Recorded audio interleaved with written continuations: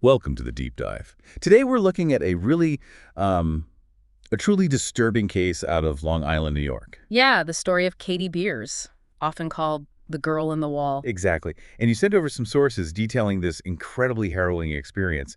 Our goal today is to really unpack it, the key events, the insights, and honestly, the resilience shown in the face of just unimaginable adversity. It really is remarkable, and the timeline starts pretty grimly. Katie was born in December 1982, Mastic Beach. Right. But her childhood quickly becomes incredibly difficult.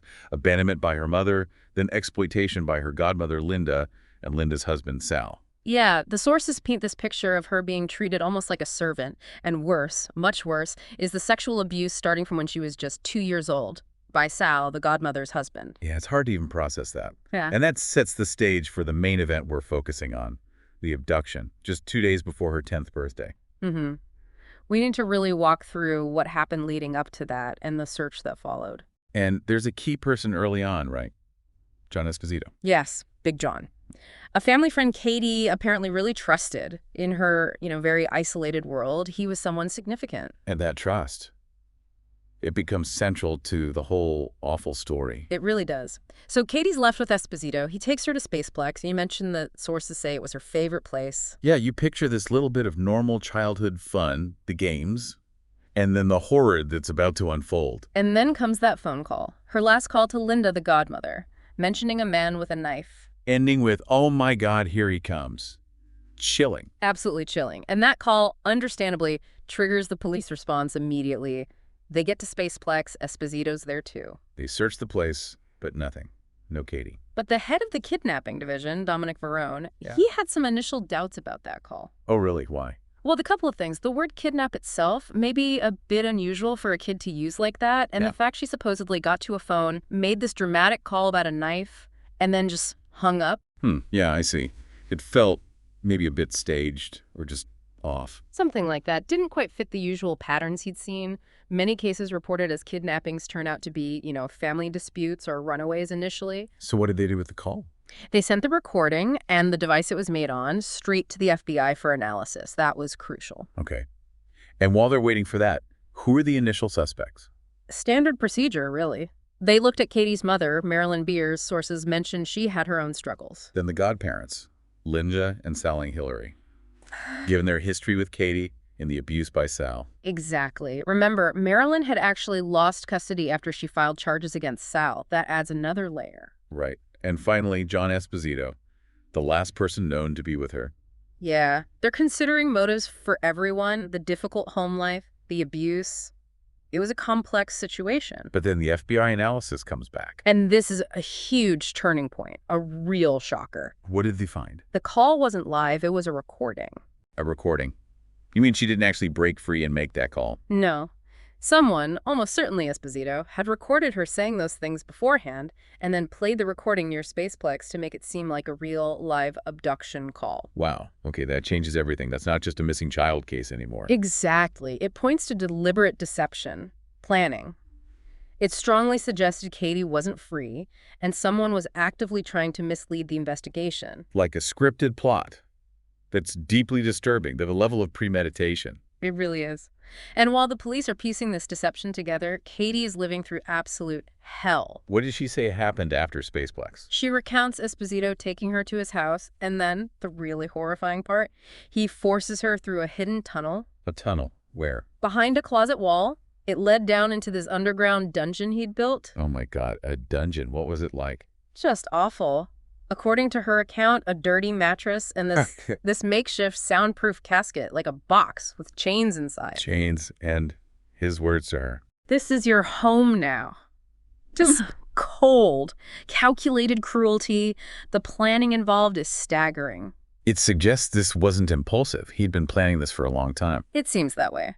But even in that nightmare, Katie's spirit, her will to survive, starts showing. How so? She noticed the door on that casket, that box, was a bit loose, and she just kept kicking it. Kicking it. Yeah, repeatedly, until it finally broke open. Incredible determination. Okay, she's out of the box, but still trapped in the dungeon. Exactly. It wasn't freedom, but it was something. A small victory. And then she starts looking around. And finds something. Keys. On a shelf, she grabs one just on instinct and hides it under the mattress. Wow.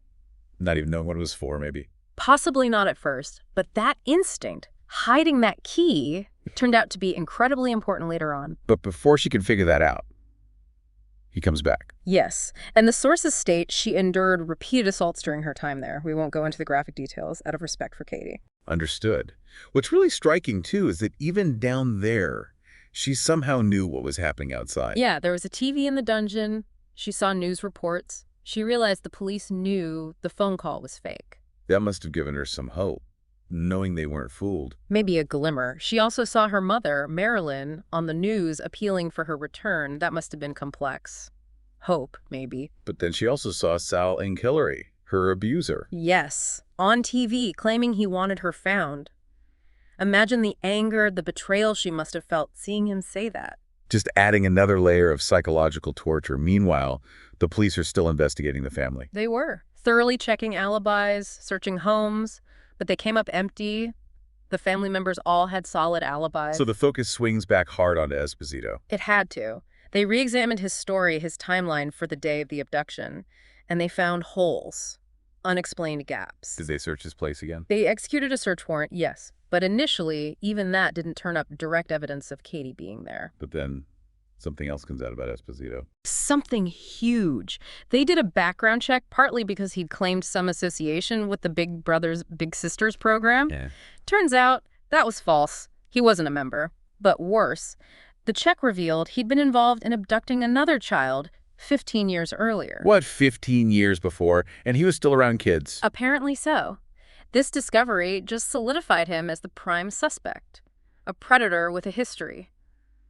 You have to wonder how he slipped through the cracks. Absolutely. So police surveillance on him ramps up. Big time. Constant watch. Detective Verone himself is doing more interviews, pressing him. And back in the dungeon, Katie makes her own breakthrough. Yes.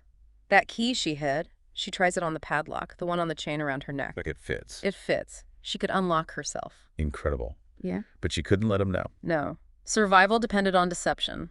So when he wasn't there, she'd unlock it. But before he came back, she'd carefully lock it again. How did she make sure it looked right?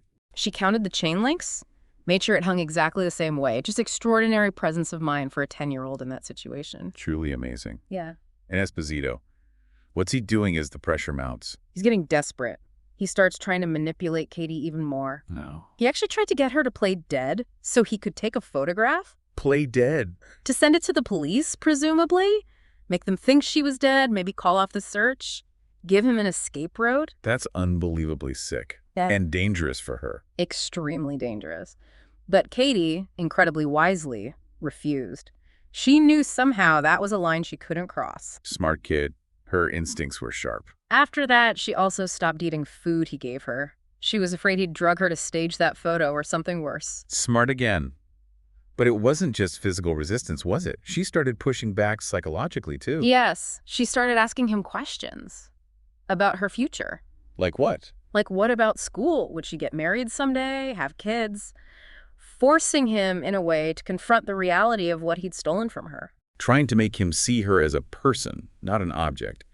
That takes courage. Immense courage. And that questioning, plus the constant police presence outside, Verone always seemingly nearby, it started to break Esposito down. He couldn't handle the pressure. It seems not. He confessed to Katie, his captive, that he was thinking of either killing himself or trying to run away. Which, for Katie, trapped down there, either option meant she'd likely die. Exactly. A terrifying prospect. But then she tries one more thing. What's up? She tells Esposito she's sick, feeling unwell. And that, combined with everything else, Yeah. pushes him over the edge. It seems to be the final straw. He contacts his lawyer. And confesses. And confesses. Tells the lawyer those chilling words. I know where Katie is. She's behind the wall, laying it all bare. The whole sick, calculated plan. Behind the wall. So, the rescue. How did they actually find that hidden place? Esposito had to show them. He led the police, the DA, through this incredibly complex sequence. What did it involve? First, move a big wheeled bookshelf. Then, pull back some vinyl flooring that looked normal. Okay. Underneath that, a massive concrete block, like 200 pounds. He had a block and tackle system set up in the garage to lift it. A block and tackle. He really engineered this. Meticulously.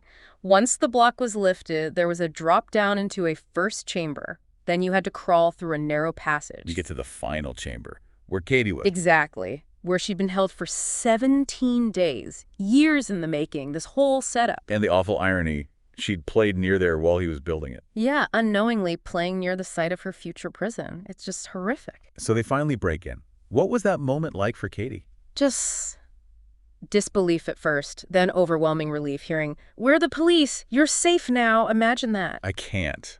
And the police were surprised by her condition. Amazed, really. Considering what she'd endured, they found her in relatively good spirits. Seemingly okay, physically and mentally, on the surface at least. Her resilience was just off the charts. A testament to her inner strength. And Esposito. He gave a full confession, convicted of kidnapping in the first degree, got 15 years to life. And Detective Verone. His role didn't end with the rescue, did it? Not at all. His investigation also brought to light the full extent of the abuse Katie suffered from her godparents, especially Sal. So he helped ensure she didn't go back there. Absolutely. He made sure she was placed in foster care, a move Katie herself has called her salvation. And it led to successful legal action against Sal and Hillary, too. That foster care placement was crucial. And the bond between Katie and Verone seems really strong. It really does. She's spoken about her immense gratitude for him, and he wrote her this incredibly moving letter after the rescue. What does it say? Praised her strength, her determination, said something like, "Few adults could have survived what she went through." It clearly meant a lot to her. You can see why. And ultimately, Katie's life now is quite inspiring, isn't it? Incredibly so. She didn't let those horrors define her. She built a life, a loving family. She's a best-selling author. And she works with the National Center for Missing and Exploited Children now. Yes, helping others. Her message is so powerful. You are more than your trauma. You can choose your future. She consciously decided her childhood wouldn't dictate her adulthood. It's an amazing story of survival and reclaiming one's life. This whole deep dive really highlights the sheer strength of the human spirit. It truly does. Facing that kind of horror and coming through it, it shows incredible resilience, the importance of perseverance, and the possibility of finding a fulfilling life afterwards. Definitely. So as we wrap up, maybe a final thought for our listeners. Yeah, maybe consider survival in all its forms. There's the physical endurance Katie showed, obviously, but also that incredible mental strength. And critically, the role of outside support like Verone, her foster family, in helping someone rebuild. Right. So maybe think about what part of Katie's story really stands out to you? And what does it tell us about hope? Finding hope even when things seem absolutely bleakest.